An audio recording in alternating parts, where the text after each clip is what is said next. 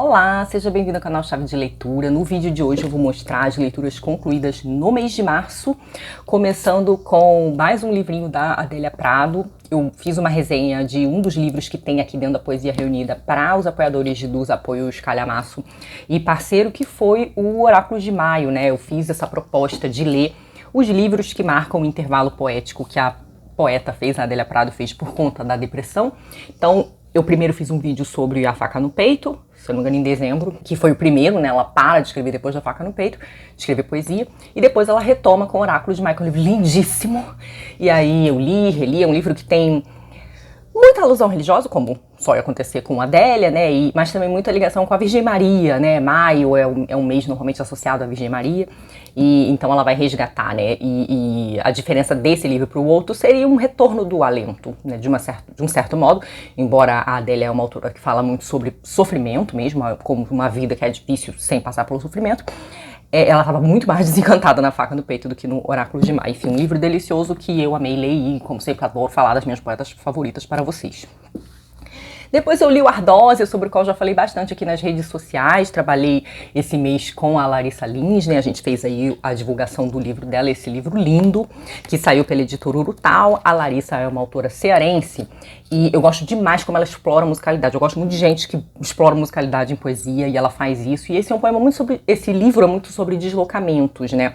Seja um deslocamento existencial, não saber muito qual é o seu lugar no mundo, mas também um deslocamento geográfico, né, da pessoa que migra e que fica ali tentando criar novas rotinas, mas também fica ligado a um certo passado, embora esse passado também seja meio complicado. Eu gosto demais de como... Eu acho o livro muito sensível no modo como ele trabalha tanto a vulnerabilidade quanto uma certa resiliência. Então eu vou deixar os vídeos, né, a gente sempre faço a listinha aqui no box de informação, mas também coloco os cards, para vocês darem uma olhada, né, no vídeo que eu falei. Também fiz post sobre ele no Instagram. É um livro que vale muitíssimo a pena. Depois eu entrei na minha odisseia beckettiana, né, por conta do projeto Ferrante Indica. Eu tô aqui mostrando o Inominável, mas eu li 4 textos do Beckett. Então eu li a trilogia do pós-guerra, do qual o Inominável faz parte, né, começando com o Molói, e depois pulei pro Inominável, acabei lendo fora da ordem, porque a programação era fazer vídeos sobre Inominável e Molói. Eu acabei falando de toda a trilogia, então li também O Malone Morre, esses livros que tem monólogos, esses livros que tem personagens quebrados,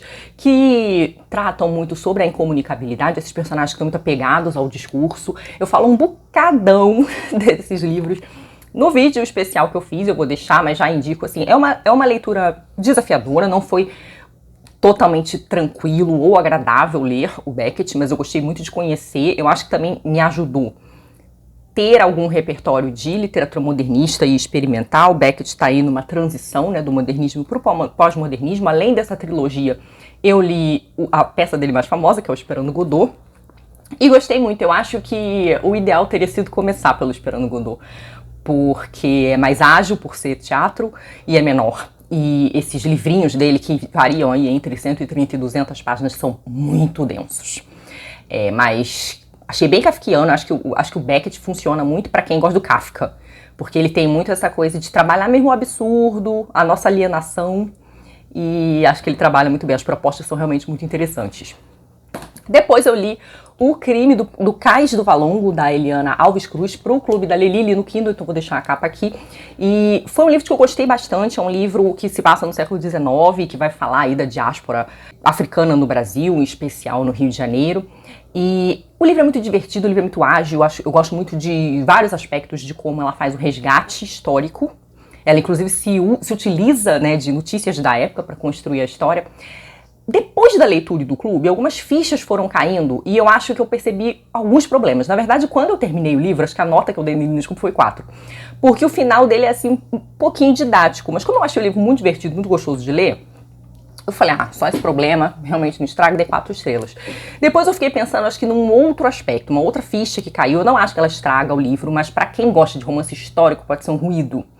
Que é o seguinte... é a consciência da personagem Moana, que é a moçambicana, né? Você tem 2 personagens, um brasileiro, que é o Nuno, que é super irreverente, e a Moana, que é uma personagem africana. Os 2 personagens são muito interessantes, mas a Moana, meu problema não é o que acontece com ela, são certas reflexões íntimas que ela faz, que já me parecem muito as reflexões que a gente teria hoje, né, no século XXI.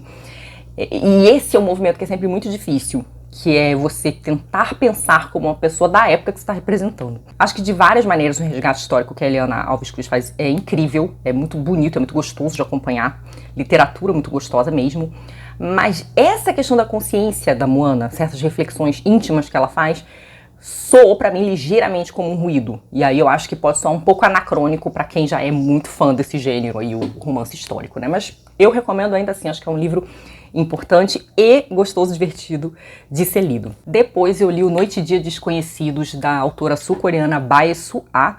Li pro Leia Mulheres, não era um livro que eu conhecia, eu gosto muito de ser apresentada a autoras que eu nunca tinha ouvido falar e não sabia qual era a premissa. O livro é muito a minha cara, porque ele é um livro muito onírico. Pra mim, o livro soou muito como um sonho, a pessoa tentando descrever um longo sonho, assim, ou um longo delírio. Pra mim, ele é um livro do sonho, do delírio, do devaneio. Ele é um livro cheio de coisas inexplicáveis. Ele lembra muito assim, os filmes mais loucos do David Lynch, na minha opinião. A gente teve umas hipóteses interessantes lá no Leio do que estava acontecendo no livro. E é um livro difícil de explicar. Ele segue a vida de uma menina que teria sido uma atriz, ela é muito sozinha, e ela trabalha numa espécie de teatro do som, que é um teatro talvez específico para cegos, enfim, é um teatro, ele é narrado, né? Então ele não tem a atuação. E ela narra várias situações que parecem muito bizarras e muito estranhas. Parece que ela está contando uma história fantástica, mas depois, discutindo no clube, a gente descobriu que essas coisas existem, né? Ela descreve, por exemplo, um restaurante que é todo no escuro, onde as pessoas comem vendadas, elas não veem o que elas estão comendo, e a gente descobriu, por conta de uma participante, que esse restaurante de fato existe em Berlim. Ela também vai narrar algumas situações de apagão e de calor insuportável, que parece que também acontecem em certas regiões da Coreia do Sul. Então existe muito essa atmosfera meio de sonho da realidade, o absurdo da realidade.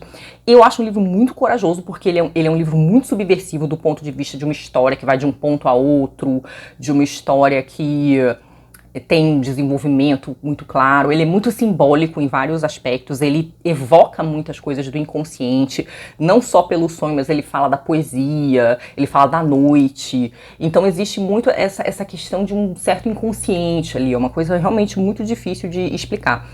O livro ainda tá reverberando em mim. Eu sei que eu gostei dele, eu não sei se eu amei ele. Não é que o livro seja ruim. Eu acho que ele só não foi, pra mim, um livro inteiramente surpreendente. Eu acho que porque eu já tô mais acostumada a ler literatura de sonho.